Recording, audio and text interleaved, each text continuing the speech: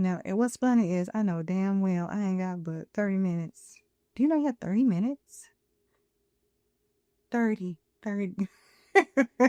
And I'm on here literally making a post talking about new content on the way.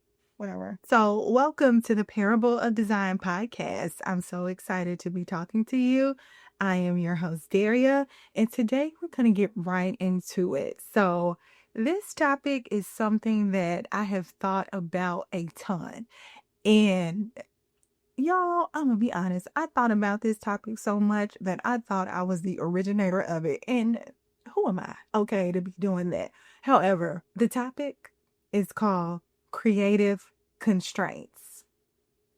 Wait a minute. So, if you're a creative like me, you're probably like, what do you mean constraints? Constraints are like the enemy, and I promise you, they are not. Creative constraints are basically giving yourself less freedom so you have the opportunity to create even more ideas. And I know that that may sound a little bit counterproductive. Just in me saying that, but once you start to practice it, you'll really see like, oh, I love creative constraints. I need creative constraints. I've actually been implementing my own creative constraints without even knowing that that's the name of it. So we're going to get into that today. I love them. I really do. It's something that I have in like my little mental designer toolkit that I think about all the time. And I think as you are listening to this and you move forward, freelancing, working with clients, doing your own personal work at work, wherever, I promise you, it's gonna come in handy. I got a few points about it, and I'll share some personal stories that I think will help bring this on home. Creative constraints help us be even more creative, and it does that by encouraging innovation. It also does that by giving us limits to bounce something off of. It helps your brain work smarter, not harder. And I'm getting to that. And it also helps you to start asking some questions. It is a wealth of things out there, articles, probably podcasts, all sorts of stuff talking about creative constraints. But this was like one of my topics that I had that I was like, I feel like this is super juicy and I really want to get into it. So let's talk about the first thing, innovation. Typically, if you've ever had an internship, you've ever been to work, ever worked on a project or whatever, you were solving some sort of problem.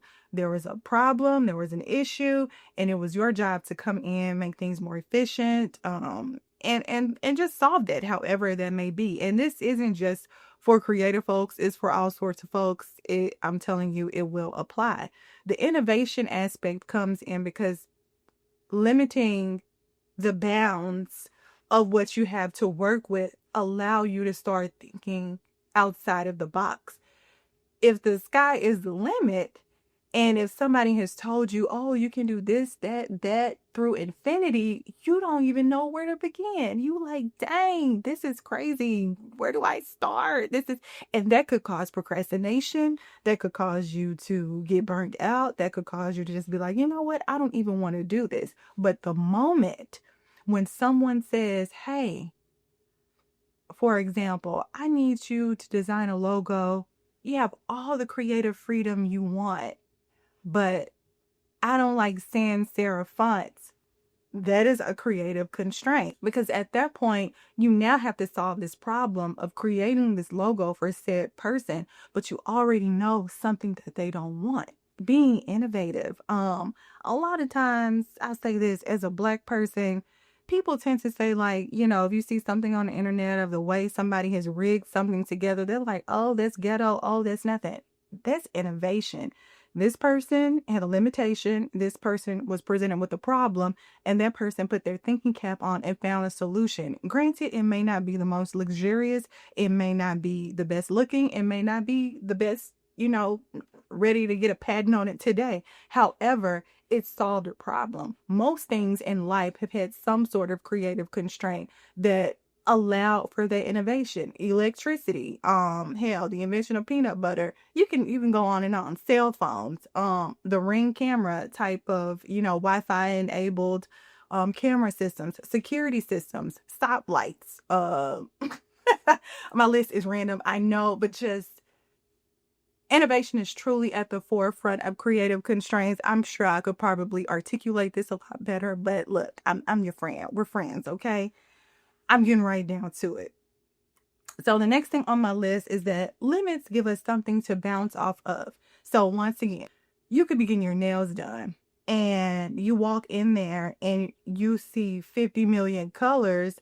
You're like, oh my God, what does this mean? However, if you wanted to present yourself with a limit to be able to narrow down your ideas and all of these little, designs you probably have screenshotted and saved on Instagram, you could be like, hey, I want my nails to match my outfit that I'll be wearing on the third day of my vacation. Boom. Instant limit.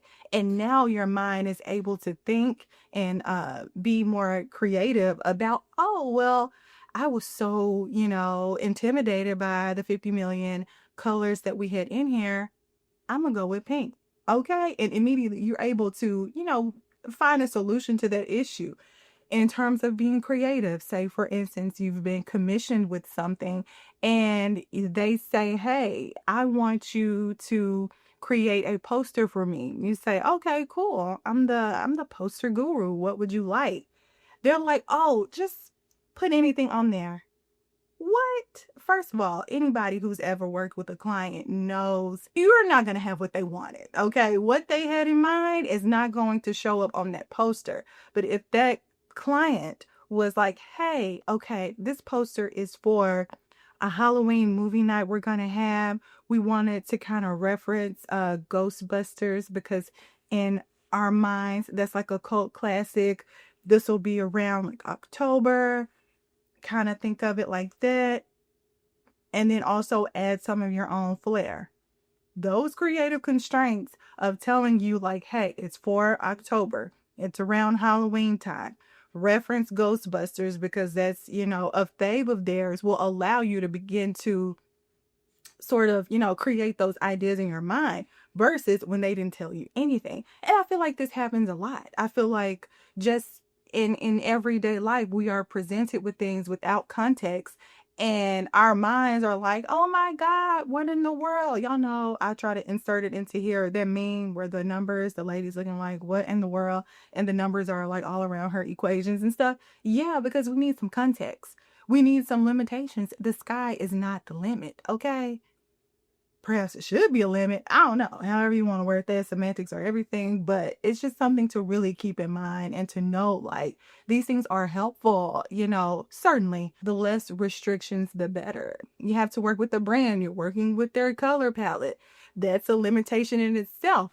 Because at a certain point, you got to keep working with these colors and figuring out an infinite amount of ways that you can configure them, make them be ADA compliant, and all the other things that may come with making web-based graphics or whatever you could be making. So it's a thing, and I'm telling you, I personally do not understand why creative constraints and just talking about this gets me so excited, but I think it gets me excited. Let's have a little therapy session. I think one of the reasons that gets me excited is because I remember being a younger designer and really having a lot of roadblocks that I was trying to overcome as I was doing whatever projects I was working on. And I feel like I had this epiphany when I was in grad school because, no shade when I say this, sometimes there were a lot of projects and assignments given without the necessary context for it to wrap around my brain and make sense, which leads into my next point. Creative constraints allow you to ask questions. If you are working on something and you're possibly, you're super confused, you probably don't know where to start. You don't know what to ask. You don't know where to begin. It's confusing, but the moment that a person starts giving you better context or creative constraints in this instance and tells you more about what they're looking for, more about what they want that to look like, how they want their brand to feel, or what they want their merch to depict, or how they want this poster to be for Halloween, all of our examples, the more you are able to ask those very necessary questions that allow you to get to that point. And even still, as a designer, you should be asking questions anyway, because sometimes you do kind of have to pull it out of people, say, hey, this isn't enough. And I want to be able to provide you with the best creative solution possible. And based on what's been presented, I really won't be able to work with it. You could possibly go about it like that. But either way, ask those questions. It gets it gets the ball rolling. It gets the wheel spinning. Immediately you're able to start thinking like, "Oh, okay. Things are clicking." And you could have had these moments a lot and been thinking, "Dang, is it me?" Yeah, I mean, not really. Yeah, it was kind of sort of, but I truly do believe implementing creative constraints, or rather being more mindful about the fact that they exist, will truly, truly, truly help you in every aspect of your life. So yeah, wow. This I just can keep talking about creative constraints. I'm like looking at my phone, thinking of other topics because I done ran through all the ones that I had to talk about. So I talked about innovation. I talked about how creative constraints allow you to ask questions, how having those limitations give you something to bounce off of, and also it's just so much to it. It's wonderful and creative. You can use it in creative writing. You can use it in your art practice as a graphic designer, photography. I'm telling you, I want y'all to comment below. Like, think about me when y'all encounter these things, or tell me if you've already been into this. Because once again, I am not the originator like I thought I was. That's crazy to even think. Why would I even think that? But let me know if you apply creative constraints, or if you make sure that there are limitations in your practice so that you are able to innovate, truly think outside of the box. I know that's a super cliche term, but allow that to really fuel your innovation and creativity in all of your work. I really think creative constraints are the future. Honestly, in my mind, I have so many things like swirling about how they can be implemented.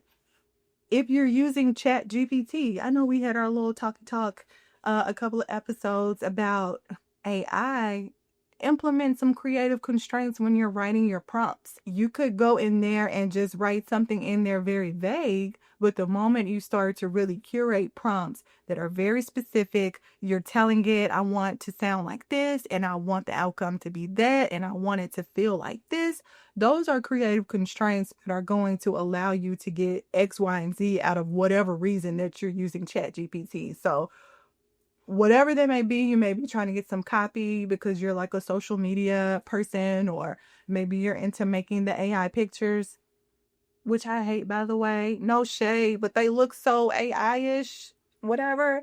That's me. That's my opinion. Okay. What oh my god, I got my little sign covered up. Y'all know what it is.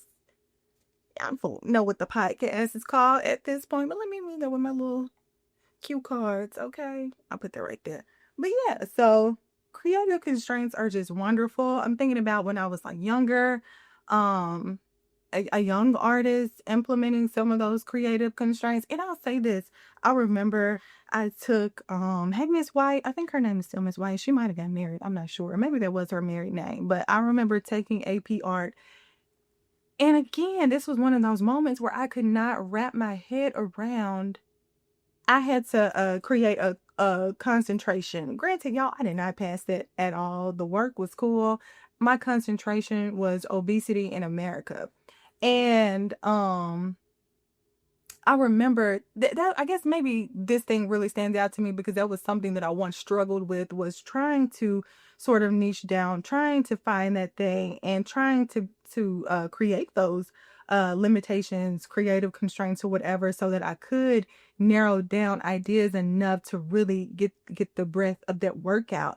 And that was something that, for whatever reason, I just did not understand well when I was taking AP art. And what's crazy about that struggle led me to wanting to learn more about graphic design, which led me to majoring in graphic design and then getting that degree. Then I went to grad school for grad. So it's like all these things are really interconnected. I'm telling you. They're just wonderful. But even still, speaking more about it, I feel like having those sort of limitations in your work, I feel like that's when you're able, a lot of times, and I'm gonna speak very generically. Y'all probably have examples that will come to mind, but I'm gonna speak very generically. that's when you're able to really experience some beautiful works of art, some beautiful films, beautiful documentaries. Going to a museum and just standing there in awe of something because a person, whether they knew it or not, allowed those creative constraints to really provide those necessary limitations that really helped push their work forward. And I feel like as I'm growing as an artist and designer, that is all I want to do. It really isn't about the quantity, it's more about the quality and that messaging. And if what I am depicting is truly doing the thing that I want it to do. And it doesn't matter if it's just paintings or illustrations or if it's more technical style work that I'm working on for a person's brand. I really do encourage the use of that because it is something that really helps me get to the meat of the matter. And as I always say, provide that visual solution that I really want to provide to each and every client, whether I'm at work or working on a personal project or whatever. So they're cool, they're amazing. Creative constraints. Do your own research. I'm telling you, it's tons of articles out there. Lots of people talk about it in different aspects pertaining to their own lives. And I truly do think it's something that can inspire, evoke, and just help you be more innovative in your day to day, regardless of what you're doing. Of course, this is a creative podcast. I'm a creative person, so I'm mainly talking creative, but in everything we do, especially problem solving, there is a way to find those limitations and help to really help your work be even better. So this is it, y'all. I hope y'all enjoyed this. This has been great. This has been wonderful. If you're listening, I'm recording, I'm doing it. And I'm so excited. Please stay tuned. Make sure to like, subscribe, and share my videos, my podcast. I'm on Apple Music. I'm on Spotify. I think I'm on Amazon Music. I mean, not Apple Music, Apple Podcasts. Oh my God, I always say that. I'm on Apple Podcasts, Spotify, Amazon, everywhere you can listen to it. And if there is somewhere you want to listen to it and it's not on there, let me know and I'll make sure that it gets uploaded on there. So yeah, I do content for podcasts and it's just so you can listen to it. And then I also do YouTube content and I'm also getting more into like reels and TikToks and things like that. So stay tuned because I'm having so much fun with this and I really enjoy connecting with folks who tell me that they listen and just creating this creative community. So once again, it's been your girl Daria. I really enjoyed this episode and can't wait to see you or hear you or know that you tuned in to the next one. Thanks for listening.